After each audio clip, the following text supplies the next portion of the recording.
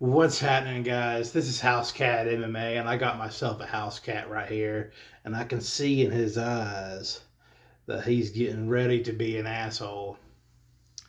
But right now, I'm just going to be going over a little bit on why Joe Rogan is a silly goose sometimes. But before I get into all that, if you would just take a second to like and subscribe, maybe do a little commenting and sharing, that shit would be pretty cool. So I can't stress enough that I love Joe Rogan more than most people do. So I'm not bagging on him in this video. Not that it would matter if I was, but I just want to make that abundantly clear. Not bagging on Joe Rogan. But recently, Joe Rogan and Bert Kreischer were doing JRE together, episode 2400 and something. And Bert Kreischer, being a casual mixed martial arts fan, asked Joe Rogan in so many words about how Dan Severn or Tank Abbott or Hoist Gracie would do in the octagon present day. And Rogan said that Tank Abbott would do well present day in the UFC. And when I first started this YouTube channel, I ironically put Tank Abbott is the MMA GOAT. Because again, I cannot stress enough that I love Tank Abbott more than most people do. I listen to one of his books from time to time when I'm trying to go to sleep. I love Tank Abbott. But Tank Abbott only had about 57 seconds of cardio in him. If he went in there and hit you with a flurry and he didn't quite put you away, he was tired in about 57 seconds. But on the other hand, he did have some spectacular knockouts. His knockout against John Matua, his knockout against Paul Varlans. Was it Hugo Duarte? Yeah, it's Hugo Duarte when they were kind of against the cage. And Tank Abbott got him with, I think, like a short right hand. And Duarte just literally collapsed like a sack of potatoes. Like, that was the definition of dropped like a sack of potatoes. Like, yeah, that was fucking crazy. And, Derek Lewis is kind of the Tank Abbott, the present day Tank Abbott. But the thing is, Derek Lewis can, not that Derek Lewis is a cardio king by any means, but he can function. He has fourth round knockouts. He's gone 5 rounds before. He gets tired, but he can function. Tank Abbott got so tired he couldn't even function. When he fought for the heavyweight title against Maurice Smith, I think they ruled it like a TKO leg kicks, if I'm not mistaken. I could be wrong on that. But that was more so a TKO exhaustion. Because they got to scrambling around, rambling, jambling, and Tank Abbott got Maurice Smith down on the ground. And, Tank Abbott stayed Maurice Smith guard a little bit. I think he had him in side control at some point, but Big John stood it up. And they were on the feet, and Tank Abbott was just fucking done. And Maurice Smith was getting him with leg kick after leg kick after leg kick. And Tank Abbott pretty much walked off. And Big John stopped the fight.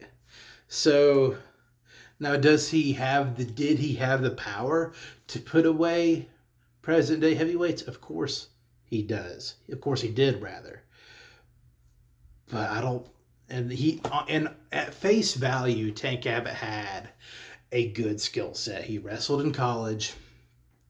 He had some decent hands. But he had just zero cardio. And, that was really all, the decent wrestling, the decent hands. That's, and the crazy knockout power. That's all Tank Abbott had. And that's fine if that's all you got. But it's like Roy Nelson, who is built similar to Tank Abbott, just less muscular. Roy Nelson was a black belt in Brazilian Jiu-Jitsu and had a little bit better stand-up, and his record was 9-10 in the UFC. I mean, granted, I think, he did start losing, because I think Roy Nelson started off 6-3 in the UFC, and then he went 3-7. And I think a lot of that was just due to age, and I think he still had the pop on the right hand, but I don't think he had the speed to uncork it as well as he did. But no, like, just simply, if we're putting a literal 1996 Tank Abbott in the octagon in 2026, it just ain't nothing happening. I mean, he could put away, what was that one feller? Josh Parisian, maybe. And that's a big maybe, but he's got to put him away in the first 57 seconds. So, yeah, I'm just not real sure about the whole Tank Abbott situation. And now moving on to Dan Severn.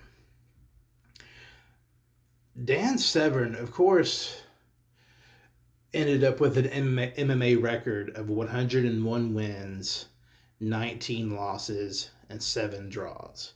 But get this. Let me tell you this one. 84, so what's it? So 101 plus 19, that's 120, plus 7, that's 127. 84 of his 127 MMA bouts, 84 of those guys did not have a Wikipedia page. That's just factual. Now, Dan Severn did have some pretty good wrestling.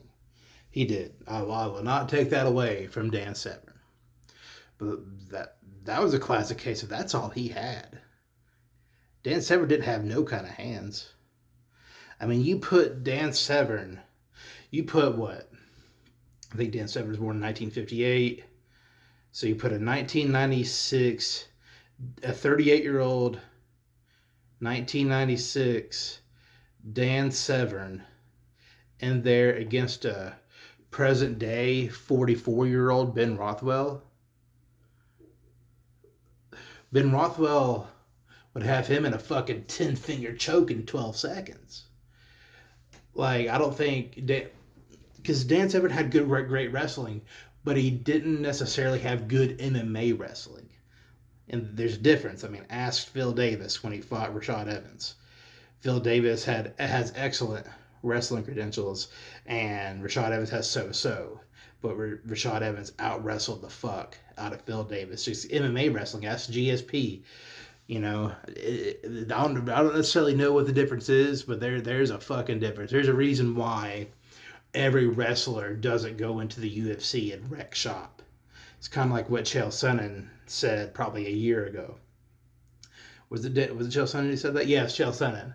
Talking about, kind of like, I forget exactly how he worded it, but he said, the era of the wrestler is, kind of dwindling down a little bit. I forget how he worded it, but he's talking about wrestlers are getting to be less and less successful in the UFC present day. So I don't think Dan Severn has anything for any heavyweight present day. Like, I think Hamdi Abdullah would fuck him up. I think Muhammad Usman might fuck him up. Like, these are just, that's just factual if you ask me. And now we got Royce Gracie. I've never been sold on Royce Gracie. I mean, now he did end up with a record of 15 wins, 2 losses, and 3 draws. And he did beat Sakuraba, and he did beat Akibono. And the shit he did, when he beat Kimo Leopardo, or whatever you pronounce his last name, that was pretty tight. He did beat Dan Severn. And, the fact that he was able to beat these bigger guys was kind of cool. But he's beating bigger guys that didn't only kind of knew that jiu-jitsu existed. Like, it's kind of like, somebody who knows how to wrestle get into a street fight with a guy who never wrestled. It's kind of like that. I mean, the guy that never wrestled might have some strength, this, that, and the third, but the dude that knows how to wrestle, he just knows how to keep himself safe in the fight and, get himself a nice little TKO in on the streets.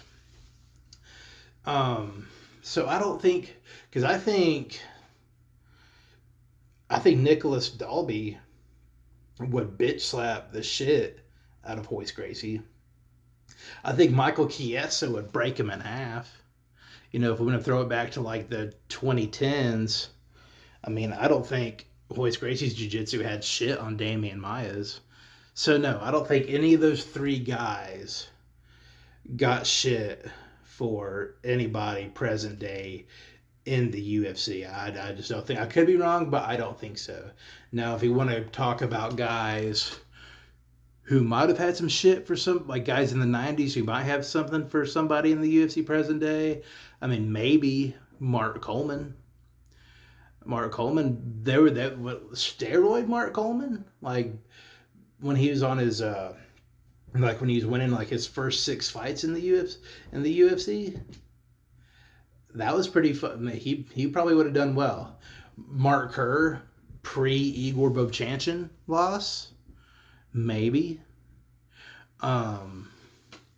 That's all I can really think of right now. But it's just different. MMA has changed so much, even in the past 10, 12 years. It's just leaps and bounds. I mean, I remember being in high school and it being like 2012, 2013, and Rogan and Goldberg talking about how much it's changed. It's changed almost that much, since then. Like not quite, but almost. So yeah, I mean, and I'm not bagging on Joe Rogan. I love Joe Rogan more than most people love Joe Rogan. But yeah, he's mistaken on that one. My cat's in my closet being an asshole. But yeah, that's pretty much all I have on that. Just kind of wanted to, express myself on how I felt about Dan Severn and Royce Gracie and Tank Abbott. And I love Tank Abbott. I can't stress that enough. But he was, I like him so much because he wasn't that good. He wasn't that good, but he'll knock you the fuck out. You know what I'm saying? But this is House Cat MMA. Make sure you do your liking, your subscribing, your commenting, your sharing. Subscriber count is still going up slowly but surely. I would really love to hit 100 by mid-March. But this is House Cat MMA, and I'll catch y'all motherfuckers later.